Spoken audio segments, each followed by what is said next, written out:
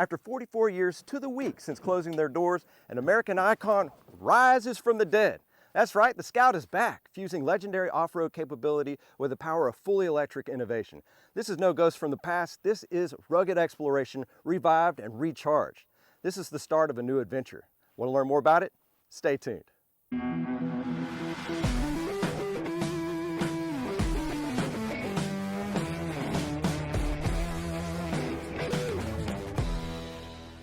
Hey, welcome back to the Gator Overland channel. I'm John, and welcome back to another episode of the Tailgater, your unofficial source for anything related to the automotive, off-road, and overlanding scene. And today's topic is going to be Scout Motors. The Scout is back, and that is super exciting. Oh man, that's been one of my all-time favorite vehicles. I ended up later on in years getting a K5 Blazer just because I couldn't find any Scouts, but all the same, it is an iconic American brand. Now, just to give you a little history lesson on it, International Harvester was a commercial and agricultural company.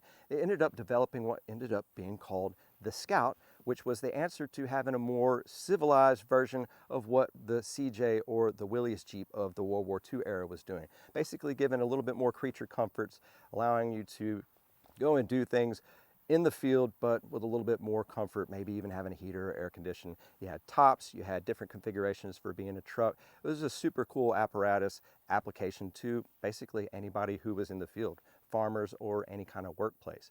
But it got popular, so popular that they pretty much couldn't keep up with it. In 1961, they debuted the 80 series, and then in 65, they fine-tuned things a little bit and developed into the 800 and then the 800A and B. And by 1970, which at that point in time, you had a little bit of competition coming in from the Ford and Chevrolet group. And with that competition, they came out with the Scout II. Now, the Scout II ran from 71-ish to 1980 until they closed their doors in October 21st, 1980. That was when the last Scout rode off the line. And that was due to more or less the cost of tooling they couldn't afford. They couldn't keep up with production to the demand. They had a drop in economy and there was strikes. So weakest link was to close the doors for Scout, and then the International Harvest sold out the IH brand to what became Navistar.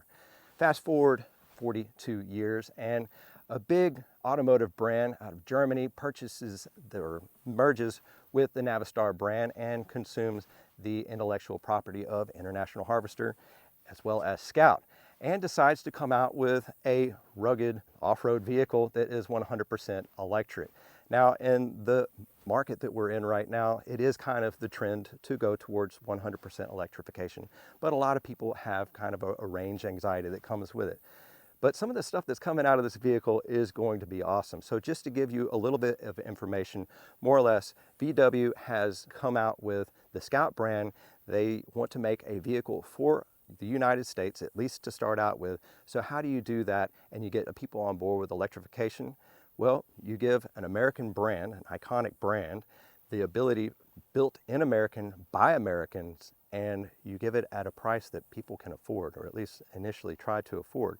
And they gave them the reins. Here's $2 billion, make it work. And that's what they've done.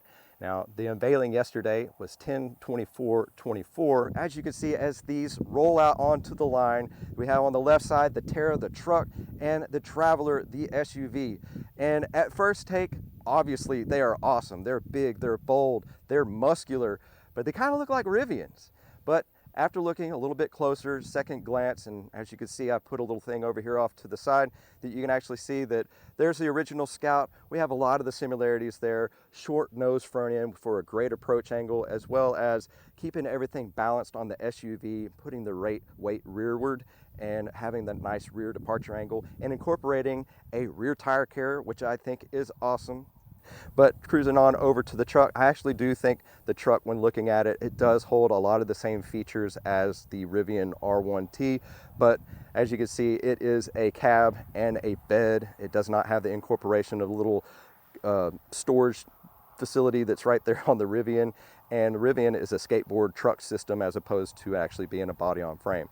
So there might be elements of them, and that just might be what the future looks like. Definitely doesn't look like the Elon Musk side of things, but the Cybertruck, it has its own, I guess, purposes of things, but hey, this one is definitely going to be a contender. Now, I do mention Rivian Rivian is not just a look-alike here. There's actually some involvement here. In the process of the 2 years of Scout's development, or the past 2 years, there's actually been a merger with Rivian, or at least a partnership with Rivian for software integration. That way everything is going to be at the edge. As far as Rivian goes, it's right there with Tesla, and in some cases is above and below as far as the way things look. But software integration, updates and things, that is going to be key. And having that come in on this vehicle is going to be awesome. Now, as far as VW goes, well, we've already talked that VW is the money behind the Scout. But as far as VW goes on the electrification, they do have electrification. They have a handful of them, but they kind of lack in the software integration, the updates, and they're kind of glitchy and they've had issues. So they've actually done a joint venture with Rivian, and they've actually merged together for a $5 billion merger of just basically information. Rivian's going to give ideas of software integration, and then VW comes with all its years of experience for large scale production. And that together can make efficiency, and efficiency up top when it's all coming together means more or less a less expensive vehicle down on the bottom end, and it shows with the Scout. Now, one of the main things that's great about the Scout is it's going to be basically, it's made in the United States. It's going to have 4,000 workers that it's done. Majority of the components that's going to be made are going to be sourced from the United States. I mean, they're going to make a city out of this place. It's just a really awesome, keeping it here, keeping it real, and then giving it to the people, which is incredible. Now let's talk about the way these things look. Going down from the front, I love the way that the front fascia is flat like the original, and how they actually integrated that side marker in. Side markers became a requirement in 1968. Before then it was just smooth sides, and I think they really did a good job of incorporating that onto the side, and it makes it look basically like the Scout 2, at least on the SUV, the Traveler version. And as we can see on the truck, it's got a nice, good flowing sides. The swells kind of look like what Bronco has done, and we have a 5.5-foot bed. And now that we've seen the first glance at things, I'm going to cover a handful of things that make this Scout what it's going to be. We'll start with the foundation first. And it's going to be a body-on-frame construction with galvanized steel frame. The Terra is going to be capable of 10,000 pounds towing, the Traveler 7,000 pounds towing, and they'll both have a payload capacity of around 2,000 pounds. The drive system is going to be capable of up to 100% gradability, which means it will be able to go at least 100 feet up a 45-degree incline. Its projected torque is around 1,000 foot-pounds of torque. The horsepower numbers are not out there yet, but it's supposed to accelerate as fast as 0 to 60 in as little as 3.5 seconds, which is fast. Now, one of my favorite things about what makes this truck a truck compared to all the other EVs out there, it's going to have the solid rear axle. Not only that, the cherry on top, front and rear mechanical lockers. That's super exciting.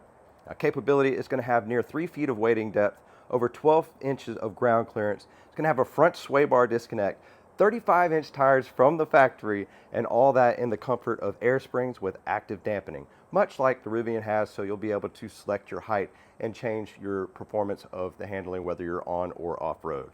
Now, for utility, you're going to have a storage frunk in both of the vehicles to hold gear, as well as your cargo areas and bed area. Both ends of the vehicle are going to have 120 volt outlets as well as USB-C outlets. Now, for power and charging, it's going to utilize the NAC plug, which means it's going to be Tesla quick charge capable.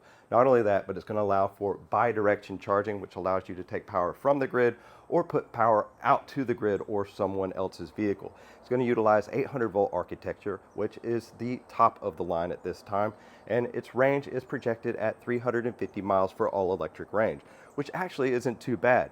But wait, there's more. They will have a harvester range extender, which will reduce the battery capacity just slightly, but it will incorporate a gasoline-powered generator to give you a little bit of extra range to achieve in the estimation of 500 miles. Now, that's going to give you the, that's the selling point. It's going to give you the confidence to get off-grid in an electric vehicle, or for those who plan on towing, it's going to give you that confidence to go a little bit further without having to look for every charging station. Now, as we move into the interior, you can see that it's actually quite subtle features. They're elegant, but they're simple. That's what they wanted to promote, is just being a more economical vehicle that allows you to get out and do things. But I think this one actually shows a premium trim. As you can see, there's knobs, buttons, and switches. I really like up on the visor that they actually have a bubble compass. And notice just above them is where you have your switches for your sway bar disconnect and those front and rear lockers, which is awesome. They're also going to offer a bench seat for either of the models, and that's going to allow you to have that one extra friend, even if it's a furry friend sitting with you. Now for an overview of the whole thing, we know that it has the capacity to tow up to 10,000 pounds, solid rear axle, independent front suspension, locking differentials, 350-mile range out of the box, or you have the option of a 500-mile range, which that's going to put me in one of these things, or at least my wife for sure. She's already requested that one's going to be in the driveway. But that is how you're going to sell. And then whenever the aftermarket catches up and you put racks, toppers, I can only imagine being on a mountaintop somewhere, fire lit, and just enjoying the outdoors in a vehicle that I'm confident with leaving from the road, not having to worry about powering all the time. The forecast is great. But the unfortunate downside of this whole thing is we have to wait until 2027.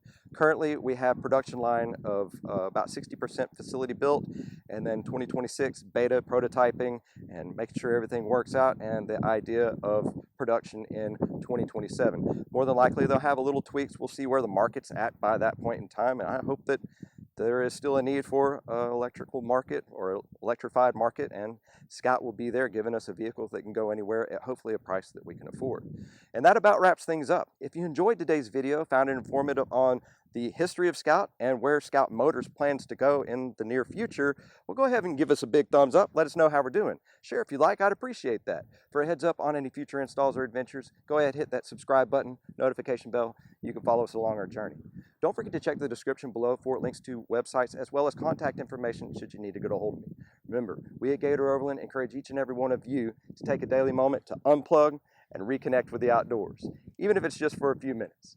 Have fun, keep it safe, and just go. Thanks, y'all.